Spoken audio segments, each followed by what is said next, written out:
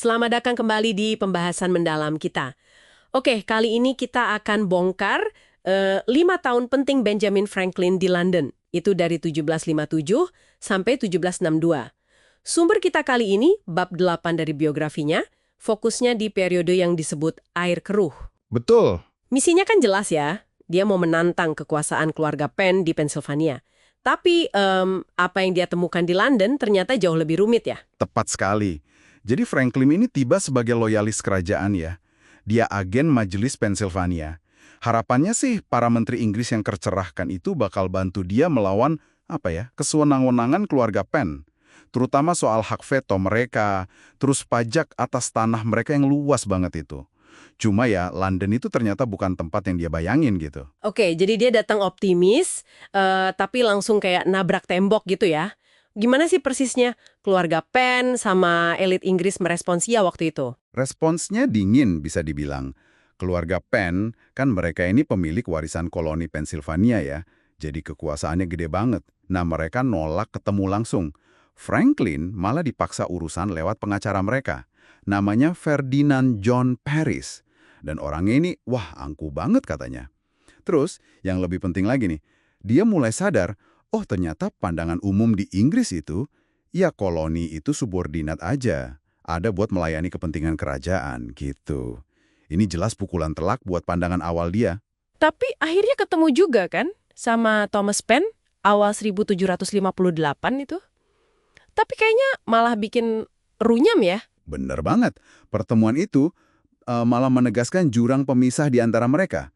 Franklin, waktu itu dia cukup berani ya, bilang kalau Majelis Pennsylvania punya hak setara parlemen Inggris. Dasarnya piagam asli William Penn, ayahnya si Thomas ini. Ya jelas Thomas Penn nolak mentah-mentah lah. Wah, Nah, disinilah kita lihat Franklin mulai adaptasi.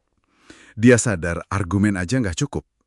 Terus dia melancarkan strategi 3 cabang. 3 cabang. Kedengarannya kayak strategi perang ya, bukan diplomasi biasa. Apa aja tuh? Ini nunjukin kelihayannya sih. Pertama, ya lobby politik ke menteri-menteri. Kedua, dia coba tantangan hukum. Ketiga, nah ini menarik, kampanye hubungan masyarakat. Dia bahkan nerbitin tulisan pedas gitu, isinya ngeritik sejarah pemerintahan Penn. Dia sadar banget perlu tekanan dari banyak arah, biar didengerin di pusat kekuasaan Inggris. Dan gimana hasilnya? Strategi ini berhasil nggak? Keluarga Penn akhirnya mau nurut soal pajak itu? Hasilnya, parsial sih. Bisa dibilang kompromi. Jadi ada mediasi dari tokoh hukum, Lord Mansfield. Disepakati, akhirnya tanah tak berpenghuni punya Penn itu kena pajak kayak warga lain. Tapi, nah ini, tanah liar mereka yang luas banget itu tetap bebas pajak. Jadi, ya ini kemenangan buat majelis, tapi mungkin juga kemenangan buat Penn kan? Asetnya sebagian besar aman. Iya juga ya. Seberapa signifikan kemenangan ini sebenarnya, ya masih bisa diperdebatkan sih. Menarik, menarik. Nah, di tengah semua pertarungan politik ini, dia juga tetap bangun jaringan sosial yang kuat ya. Nggak melulu soal politik berarti. Betul. Franklin itu bukan tipe yang fokus satu hal aja. Dia nyempetin diri loh ngelacak leluhurnya di Acton bareng putranya, William. Dia juga jadi akrab sama para pemikir Skotlandia kayak David Hume, terus Lord Cames. Katanya nih, dia pernah cerita perumpamaan Abraham dan orang asing ke mereka.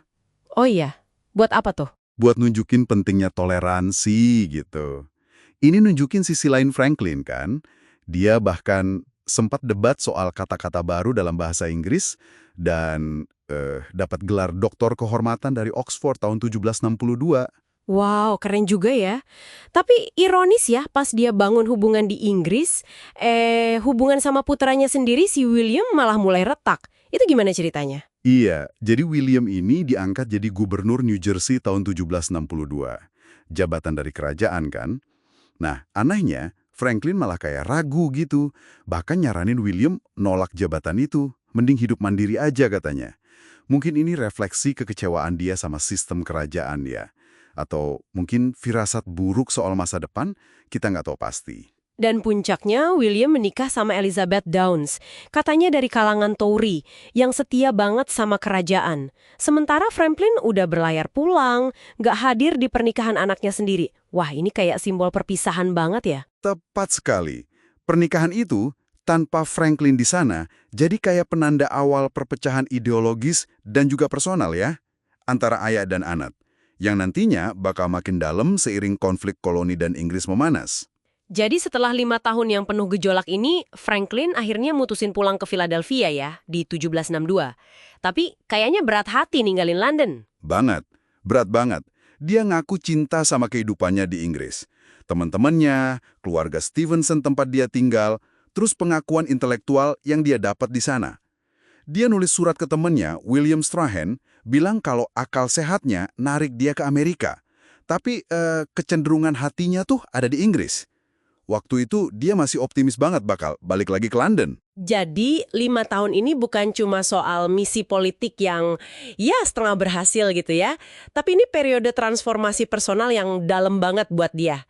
Dia ngasah diplomasi, tapi juga harus nelen realitas pahit soal kerajaan yang tadinya dia kagumi. Plus, benih perpecahan keluarga mulai tumbuh.